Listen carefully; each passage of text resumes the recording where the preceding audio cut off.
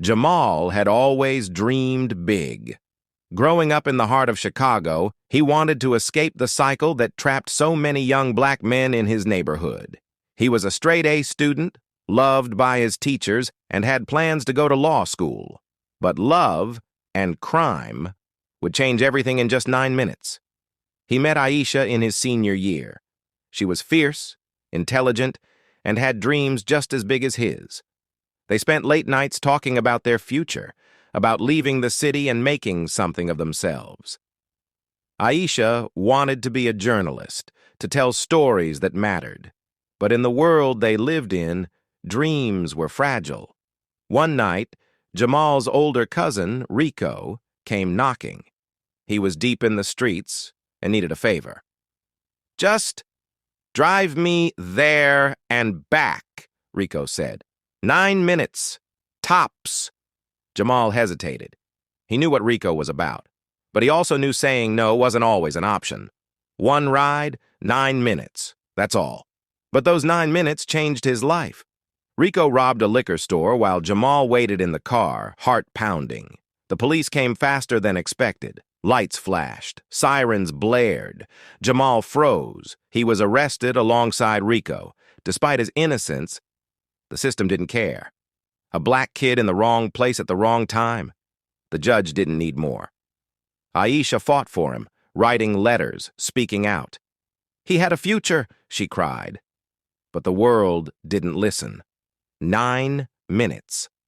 That's all it took to turn Jamal from a student with dreams into just another statistic. But he wouldn't let it end there. From prison, he wrote letters, studied law, and fought for justice, not just for himself, but for others like him. Because dreams don't die in 9 minutes. They find a way to live on. Jamal Carter had always been different. In a neighborhood where most kids learned to survive before they learned to dream, he was the one who dared to hope. His mother, Miss Tanya, worked 2 jobs to keep him in school, and his teachers called him the kind of student who could make it out. He had a plan: graduate, get into law school, and change the system from the inside. Then he met Aisha. Aisha Washington was everything he wasn't supposed to want: bold, outspoken, and unafraid of the world. She dreamed of becoming a journalist, exposing the injustices that swallowed black lives whole. From the moment they met in an after-school debate club, they became inseparable. Together, they spoke about the future like it was something they could touch. But the streets had their own plans.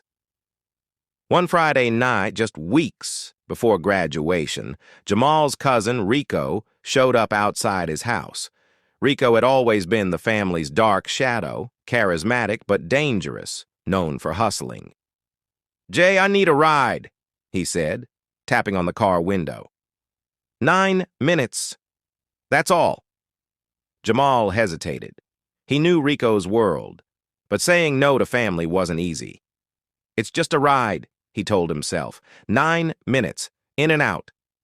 As they pulled up to a liquor store on 79th Street, Jamal felt his stomach twist. Rico slipped on a black hoodie. "Stay in the car," he ordered. Then he disappeared inside. Seconds later, shouts rang out. A gunshot. Jamal's hands tightened on the steering wheel.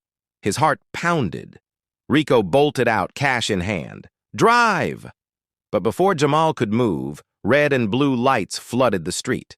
Police, guns drawn, orders barked, hands up, down on the ground. Jamal didn't even resist. But it didn't matter. They charged him alongside Rico, armed robbery, accessory to a felony.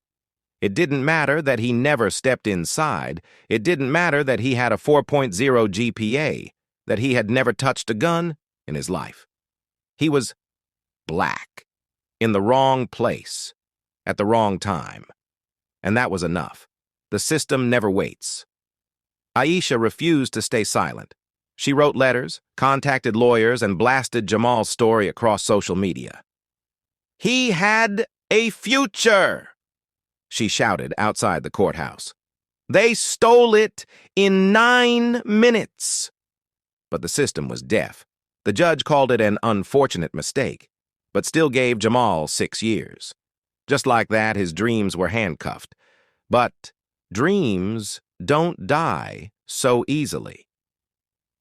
In prison, Jamal didn't let the walls define him. He studied law in the library, read case files, and helped other inmates with appeals.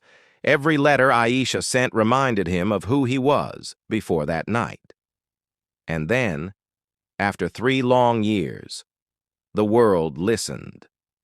A lawyer took up his case pro bono. New evidence showed Rico had acted alone. Aisha's articles caught the attention of activists. One day, a guard walked into Jamal's cell. "Carter, pack your stuff. You're going home." Dreams, delayed, not destroyed. Jamal walked out of prison, a free man but forever changed. The world had stolen years from him, but it hadn't stolen his fire. Instead of law school, he chose something bigger. He became an advocate, fighting to free those who, like him, had been swallowed by a system that never gave them a chance. He and Aisha built something together, a foundation for wrongfully convicted black